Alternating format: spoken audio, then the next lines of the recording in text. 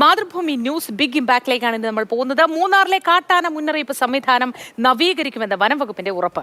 AI സാങ്കേതിക വിദ്യയോടെ ആയിരിക്കും മുന്നറിയിപ്പ് സംവിധാനം നവീകരിക്കുക. റോഡുകളിൽ തത്സമയം മുന്നറിയിപ്പ് നൽകുന്ന ഡിജിറ്റൽ ബോർഡുകളും സ്ഥാപിക്കും. ഈ ജനവാസ മേഖലയിൽ നിരന്തരം കാണപ്പെടുന്ന കാട്ടാനകളുണ്ട്. അതിനെ തുടർച്ചയായി നിരീക്ഷിക്കുവാനും ആവശ്യമായ മുന്നറിയിപ്പ് യഥാസമയം വിനോദസഞ്ചാരികൾക്കും പൊതുജനങ്ങൾക്കും അറിയിക്കുന്നതിനുമായിട്ടുള്ള നടപടികൾ എടുത്തു വരുന്നുണ്ട്. അത് കൂടുതൽ ഊർജിതപ്പെടുത്തുന്നതാണ്. പല സ്ഥലങ്ങളിലേക്കും ഈ കുടികളിലേക്കും ലയങ്ങളിലേക്കും പോകുന്ന വഴികളിലൊക്കെയാണ് ഇത്തരത്തിലുള്ള അനിഷ്ട സംഭവങ്ങൾ റിപ്പോർട്ട് ചെയ്യപ്പെടുന്നത്. അപ്പോൾ ആ ഒരു അവസ്ഥയിൽ ആളുകളെ കൂടുതൽ ബോധവാന്മാരാക്കുക. അപ്പോൾ ഈ തരത്തിലുള്ള മേഖലയിലൂടെ സഞ്ചരിക്കുമ്പം അപ്പോൾ ആ തരത്തിൽ ലഹരി പദാർത്ഥങ്ങൾ ഉപയോഗിക്കുന്നത് ഒഴിവാക്കുക. ഇങ്ങനെയുള്ള കാര്യങ്ങളെല്ലാം നമ്മൾ അവബോധം സൃഷ്ടിക്കാൻ വേണ്ടിയിട്ട് അതിനുള്ള ശ്രമങ്ങൾ നടത്തുക. തദ്ദേശീയമല്ലാത്ത സസ്യങ്ങളുണ്ടെങ്കിൽ അതിനെ മാറ്റുക, ഇൻവേസീവ് സ്പീഷീസിനെ മാറ്റുക, തദ്ദേശീയമായിട്ടുള്ള ഈ ഹെർബിവോസിന്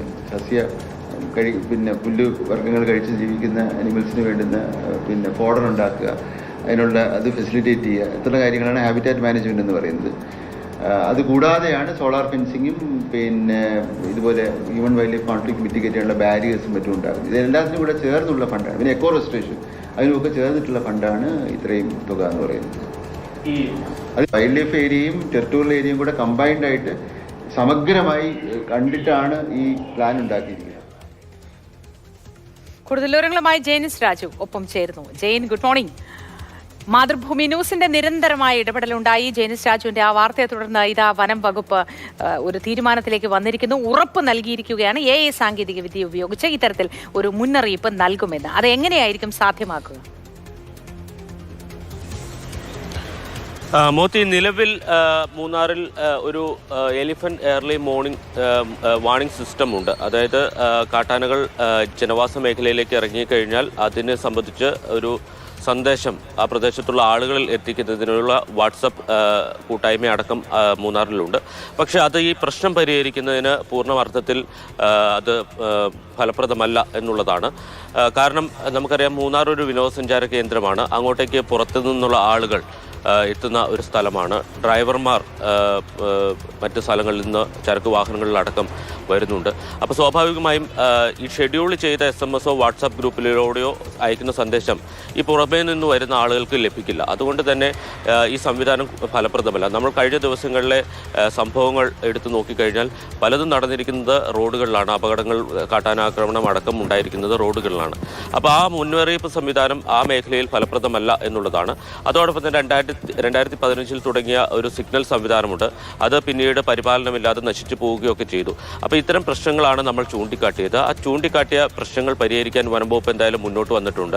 AI സാങ്കേതിക വിദ്യ ഉപയോഗിച്ചുകൊണ്ട് കൂടുതൽ ക്യാമറകളൊക്കെ സ്ഥാപിച്ച് ഈ കാട്ടാനകളെ നിരീക്ഷിക്കുന്ന സംവിധാനം കൂടുതൽ ഫലപ്രദവും മെച്ചപ്പെട്ടും നടപ്പിലാക്കും എന്നുള്ളതാണ് ഇപ്പോൾ വനം വകുപ്പ് വ്യക്തമാക്കിയിരിക്കുന്നത്.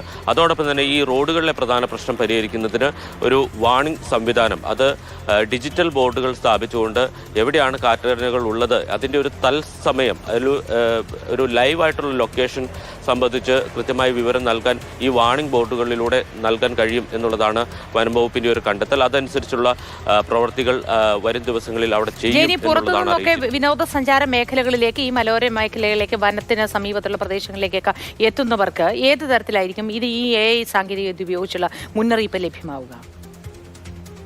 അതായത് പ്രധാനമായും ഈ റോഡുകളിൽ സ്ഥാപിക്കുന്ന ബോർഡുകൾ തന്നെയാണ്. കാരണം നമുക്കറിയാം, പുറത്തുനിന്ന് ഇപ്പോഴത്തെ ഒരു സംവിധാനം എന്ന് വെച്ചാൽ ഷെഡ്യൂൾ ചെയ്ത, അതായത് കൃത്യമായി ഒരു സെർവറിൽ ഫീഡ് ചെയ്ത നമ്പറുകളുണ്ട്. ആ നമ്പറുകളിലേക്ക് BSNLന്റെ സഹായത്തോടെ ഒരു ബൾക്കായിട്ടുള്ള SMS-കൾ വിവിധ മൊബൈലുകളിലേക്ക് അയക്കുക. അത് പക്ഷേ വനം വകുപ്പിൻ്റെ കൈവശമുള്ള ആ പ്രദേശത്തുള്ള ആളുകളുടെ നമ്പറുകളിലേക്ക് മാത്രമാണ് SMS പോവുക. അത് പക്ഷേ ഫലപ്രദമല്ല. കാരണം ആന ഒരു സ്ഥലത്ത് നിൽക്കില്ല. ആന മൂവ് ചെയ്തുകൊണ്ടിരിക്കുന്ന ഒരു ജീവിയാണ്. അപ്പം ഒരു തവണ മെസ്സേജ് അയച്ചു കഴിഞ്ഞാൽ പിന്നീട് അടുത്ത ലൊക്കേഷൻ കിട്ടണമെങ്കിൽ പിറ്റേ ദിവസമാവും. സ്വാഭാവികമായിട്ടും അന്ന് ആന പല സ്ഥലങ്ങളിലേക്ക് സഞ്ചരിക്കും. അപ്പോൾ ആനകൾ എവിടെയാണ് എന്ന് സംബന്ധിച്ച് കൃത്യമായ ഒരു വിവരം ആളുകൾക്ക് ലഭിക്കാതിരിക്കും. ആ പ്രശ്നം പരിഹരിക്കുക. അതോടൊപ്പം തന്നെ പുറമേ നിന്ന് വരുന്ന ആളുകൾ അവർക്ക് ഈ കൂട്ടായ്മയുടെ ഒന്നും ഭാഗമല്ല, വാട്സാപ്പ് ഗ്രൂപ്പിൻ്റെ ഒന്നും ഭാഗമല്ല. അപ്പോൾ അവർക്ക് ഈ ആനകൾ നിൽക്കുന്നതിനെ കുറിച്ചുള്ള മുന്നറിയിപ്പുകളൊന്നും ഉണ്ടാകില്ല.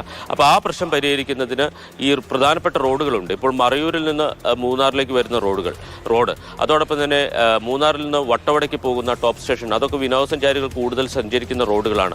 അതോടൊപ്പം തന്നെ ദേവികുളത്തേക്ക് ഉള്ള പാത, അങ്ങനെ ആ പ്രധാനപ്പെട്ട പാതകളിലൊക്കെ കാട്ടാന ആക്രമണങ്ങൾ ഉണ്ടാകുന്നുണ്ട്. അപ്പോൾ കാട്ടാനകൾ റോഡിലിറങ്ങിയാൽ അത് സംബന്ധിച്ച ഒരു മുന്നറിയിപ്പ് നൽകുന്നതിനായിട്ടൊരു ഡിജിറ്റൽ ബോർഡുകൾ സ്ഥാപിച്ച് ആ പ്രശ്നം പരിഹരിക്കാൻ കഴിയും എന്നുള്ളതാണ് പറയുന്നത്. അതിനും സാങ്കേതിക വിദ്യ AI തന്നെ ഉപയോഗിക്കാൻ കഴിയും. കാരണം ഒരു തത്സമയം റിയൽ ആയിട്ടുള്ള ഒരു ലൊക്കേഷൻ ഇത് സംബന്ധിച്ച് കിട്ടാനും അത് ആളുകളിൽ എത്തിക്കാനും കഴിയുമെന്നുള്ളതാണ്. ആനകളുടെ മുന്നിലേക്ക് ഈ ആളുകൾ ചെന്നില്ലെങ്കിൽ ഈ പ്രശ്നം കൂടുതൽ സങ്കീർണമാകാതെ പരിഹരിക്കപ്പെടും എന്നുള്ളതാണ് വനംവകുപ്പിൻ്റെ ഒരു കണ്ടെത്തൽ. ഏതാണ്ട് 50 കോടി രൂപയാണ് കാട്ടാന പ്രതിരോധ പ്രവർത്തനങ്ങൾക്കായി നബാർഡിൽ നിന്ന് അനുവദിച്ചിരിക്കുന്നത്. അതനുസരിച്ചുള്ള സോളാർ വേലി അടക്കം അവിടെ സ്ഥാപിച്ച് ഈ പ്രശ്നം പരിഹരിക്കാൻ വാൽപ്പാറ മോഡൽ അടക്കം പരീക്ഷിക്കാൻ വനംവകുപ്പ് തയ്യാറെടുക്കുകയാണ്. അതുതന്നെയാണ് വാൽപ്പാറയിൽ നമുക്കറിയാം, അവിടെ തമിഴ്നാട് അതിർത്തിയിൽ തമിഴ്നാട് വനംവകുപ്പ് കൃത്യമായിട്ടുള്ള മോണിറ്ററിംഗ് സംവിധാനവും AI സാങ്കേതിക വിദ്യ ഉപയോഗിച്ചുകൊണ്ടുള്ള മുന്നറിയിപ്പ് സംവിധാനങ്ങളൊക്കെ ഒരുക്കിയിട്ടുണ്ട്. അവിടെ മനുഷ്യ വന്യജീവി ആക്രമണവും അതുമായി ബന്ധപ്പെട്ട മരണങ്ങളും വ്യാപകമായി കുറഞ്ഞിട്ടുണ്ട്. അപ്പോൾ അത്തരം കാര്യങ്ങളാണ് മാതൃഭൂമി ന്യൂസ് ചൂണ്ടിക്കാട്ടിയത്. അത് അഡാപ്റ്റ് ചെയ്യാൻ, അല്ലാതെ അത് ഉൾക്കൊള്ളാനും അത് ഇവിടെ പ്രാവർത്തികമാക്കാനും വനംവകുപ്പ് മുന്നോട്ട് വരികയാണ്.